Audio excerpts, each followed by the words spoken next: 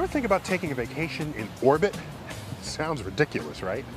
Well, when the Space Needle here in Seattle was built in 1962, back at the dawn of the space age, lots of people thought they would soon be taking trips just like that. Of course, it hasn't quite worked out that way. It cost about $500 million just to take the space shuttle out for a spin. Kind of an expensive vacation, isn't it? One, please. Thank you. But what if there was another way to get to space? And what if that way were as easy and as cheap as riding an elevator? Well, strange as it sounds, some people think this kind of trip might just be possible one day, thanks to something known as the space elevator. A 22,000-mile long cable that we could ride straight to outer space. What we're talking about is building the biggest thing ever. And what enables this big idea is the discovery of something so small you can't even see it with the naked eye. A new material called a carbon nanotube. Fueled by the promise of these tiny tubes, people are already working to turn the space elevator into a reality. It's basically a fairly straightforward system once you get down to the nuts and bolts of it. First, launch a satellite to geosynchronous orbit, 22,000 miles above Earth. Then, lower a cable or ribbon and attach it to a platform at sea. Clamped to the ribbon, elevator cars or climbers could carry people and payloads up and down.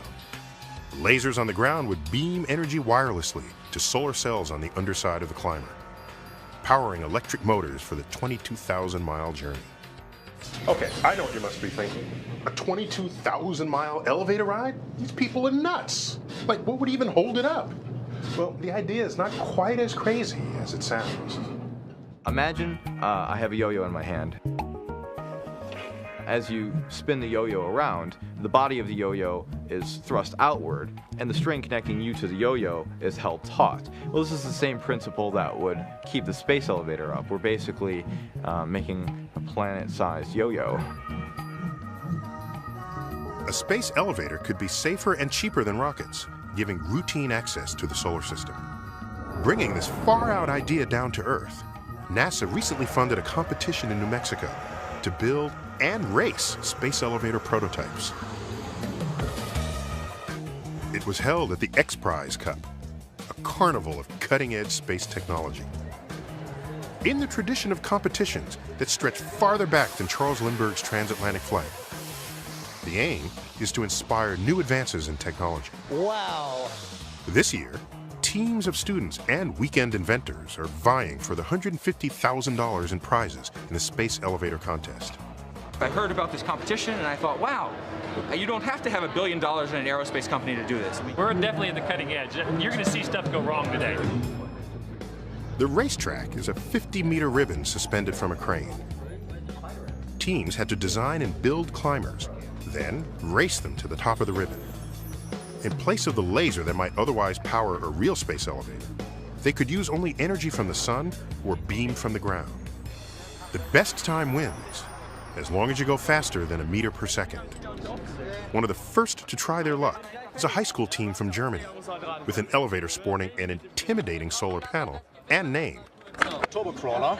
Turbo crawler. Yes. All right, that sounds mean. Sounds like it's gonna win. Yes. But as Turbo Crawler is about to take off, the wind picks up. Turbo Crawler gets out of hand, and the Germans are grounded, at least for the time being.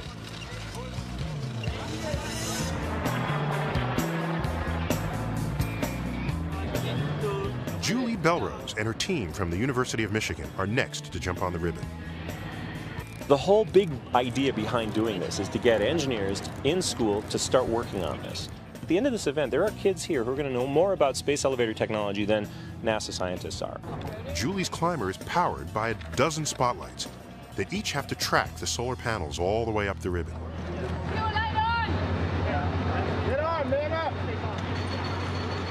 The climber gets off to a good start. But the higher it rises, the harder it becomes to hit the solar panels with the spotlights to keep it going. After about 6 minutes of stopping and starting, the climber reaches the top. We didn't make it in the time required, but one of the goals is to make it to the top, so we're very happy. NASA's prize money is safe, at least until the contest resumes the next day. Now, if you think the whole idea of an elevator to space sounds like science fiction, you're right. It was popularized in the late 1970s in a sci-fi novel called The Fountains of Paradise by Arthur C. Clarke. At last, we can build the space elevator, and then we will have a stairway to heaven, a bridge to the stars. But as long as people have dreamed of building that bridge to the stars, no material existed to make a cable that's strong enough. That is, until we found that one of nature's most common atoms, carbon, was leading a secret life. I wouldn't say carbon is promiscuous. I would just say it's very open-minded. Carbon atoms just love to form extremely strong chemical bonds with one another. We knew they could be arranged in a lattice to form diamond, or in sheets to form graphite. But until recently, we had no idea they could also form tiny spheres called buckyballs, and tiny tubes called carbon nanotubes. Much stronger and lighter than steel, and able to conduct electricity, these cylinders of pure carbon have been called a wonder material, a new building block that might be used in everything from electronics to airplanes. But as a space elevator cable, carbon nanotubes have some big problems. The longest ones ever made are only a few centimeters, and joining them together end to end, one at a time, is simply not practical. So how would we ever use these tiny tubes to make a cable that's 22,000 miles long? Deep in the heart of Texas, scientists are taking a different approach to assembling carbon nanotubes. It's the dream of the future, but it's an achievable dream. To make a batch of carbon nanotubes, bake a silicon plate coated with iron particles at 1,300 degrees Fahrenheit in a special oven. Then add a dash of acetylene, a gas that contains carbon. When acetylene comes in contact with the iron, it releases its carbon atoms, which assemble, as seen here, into nanotubes. When the plate comes out, it's coated with a black soot that contains trillions of carbon nanotubes, all aligned vertically in what Ray Bachman calls a forest. Think of a bamboo forest. But unlike a real bamboo forest, the trees in a nanotube forest tend to stick together, thanks to a faint force operating at the nanoscale, called the van der Waals force. It's sort of like magnetism. So when you pull one nanotube out, you pull its neighbors, and then they pull out their neighbors. Pulling a whole row of nanotubes from the forest on the left, they can draw out a ribbon of pure carbon nanotubes, held together by nothing but the van der Waals force. This ribbon is less than 1,000th the thickness of a human hair, and it's stronger than steel. But can nanotube ribbons ever be made strong enough for a space elevator cable? That is an unresolved question. But in science and technology, I've learned just never use the word never. Back in New Mexico, the mood is more optimistic as the second day of the space elevator competition gets underway. Among those hoping to claim NASA's $150,000 prize is Brian Turner, captain of a truly homegrown team, the Kansas City Space Pirates. I've got my dad, my stepdad, my mom, my uncle, great Uncle Max. Uncle Max, I'm Neil Tyson. Neil. All right, you're one of the family affair. If you win, that probably means more to you than just getting the money. Oh yeah. I don't know. I think. Hoping to make their elevator sail up the ribbon, the Space Pirates pull out their secret weapon, 15 mirrors, each the size of a twin bed. One person in each mirror. Beaming sunlight to your collecting mirror, right, to the solar panels, right, giving the energy to climb. Right. Are you ready? All right, here we go.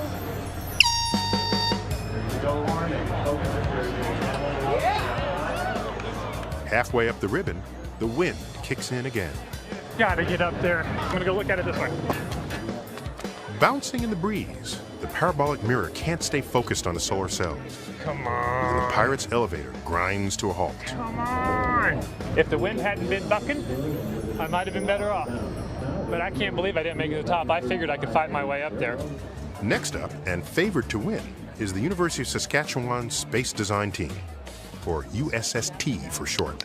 Go time, right? It's go time. Their secret weapon, a stationary mirror to reflect a spotlight straight up the ribbon to the solar array. Go back a little bit. Okay, back to phase one.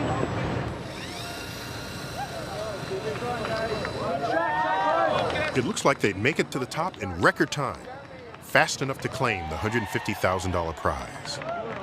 So they win? We have to have a little discussion about that. Before the prize money can be awarded, the remaining teams get one last chance. The German turbo crawler crawls all the way to the top, but it's no prize winner. And late in the day, a team of high school students from California posts an impressive 2-minute run. Pretty good that we got 2:02. It's going on our resumes. Yeah. But in the end, the prize money went unclaimed because it turns out Saskatchewan fell just short of the minimum speed of 1 meter per second. I mean, next year most of us are coming back, and we are going to just totally, take it up 2 notches and just go all out. But will we ever take a ride in a real space elevator? I think it's crazy, but I still think it's possible, and I think it's something that if we can do it, we should do it. Well, one thing's for sure. We've got a long way to go before that happens. But who knows? Perhaps someday technology will catch up with our imaginations and take the space elevator out of the realm of science fiction once and for all.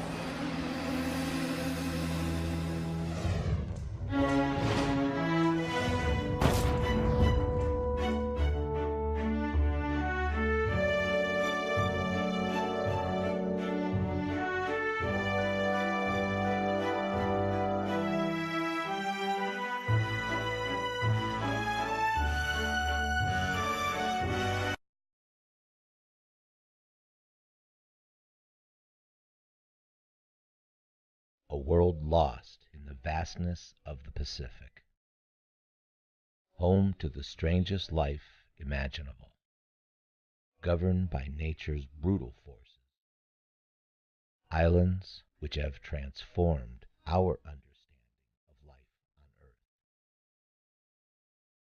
The Galapagos lies remote, 600 miles off the coast of South America, straddling the equator. There are 13 main islands, sprinkled with more than 100 islets, rocks, and reefs. Each island has its own character. Some are cloaked in forests that conceal life. Others are smoldering giants, rugged and austere. It has been home to pirates, dragons, and Darwin finches, giant tortoises, the HMS Beagle, and Jack's Beanstalk.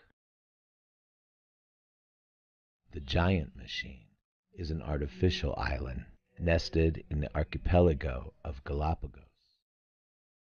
The base is 0.6 square miles and sits 700 feet tall. It is an assemblage of 8 cooperating functional zones facilitating the climb of objects onto space. The southern part of the Giant Machine functions as a transportation zone, including 3 docks for cargo ships and an airport with 1,000 feet of runway. This is the interface to the distant lands. When cargo reaches the transportation zone, conveyors shuttle objects internally between the 8 zones. Sorting, storing, inspecting, objects are prepared for the elevator.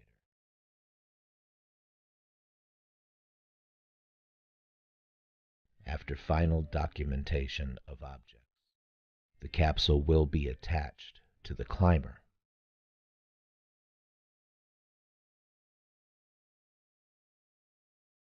The capsule is moving on the conveyor belt. The launching zone is prepared to receive the capsule, while stabilizers restrain the head of the climber. The loading mechanism mounts the capsule. The tail is positioned below the climber for balance during the ascent.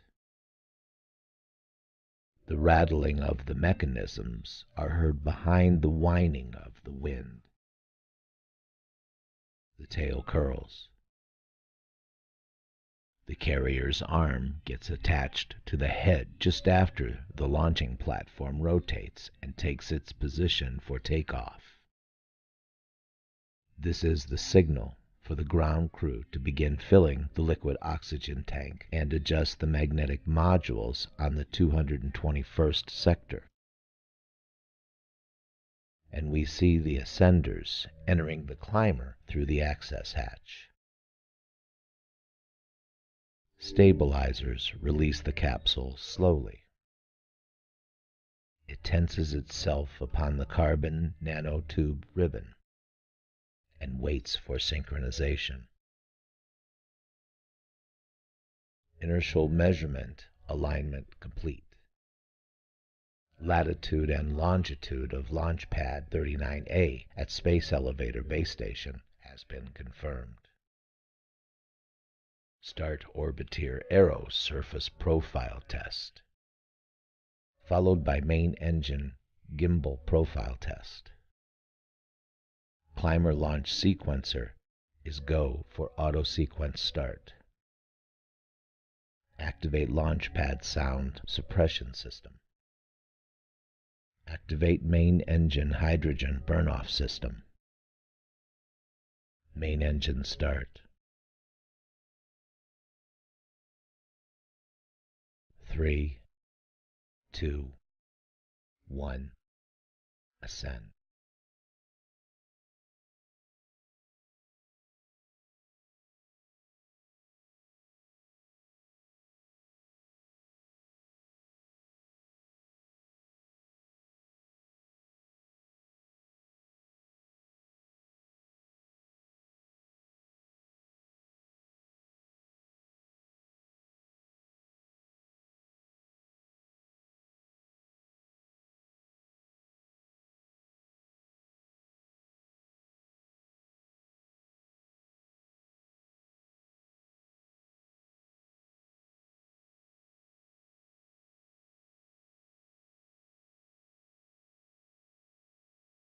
Between dusty clouds, we see a point on a line that seems to barely move. Undesirable objects, instead of being buried, are sent to the sky. Within 3 hours, the climber passes the ionosphere and reaches a final velocity of 300 miles per hour. It reaches its celestial destination in 4 days. The new space station is the castle at the top of the beanstalk. The giant has long since left. He has left all his treasure.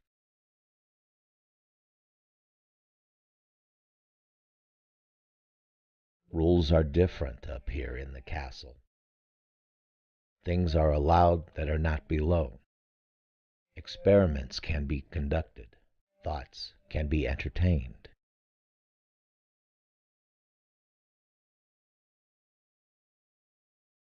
To be giants ourselves, the ascenders climb the beanstalk. No longer merely human, the ascenders search for what might come after.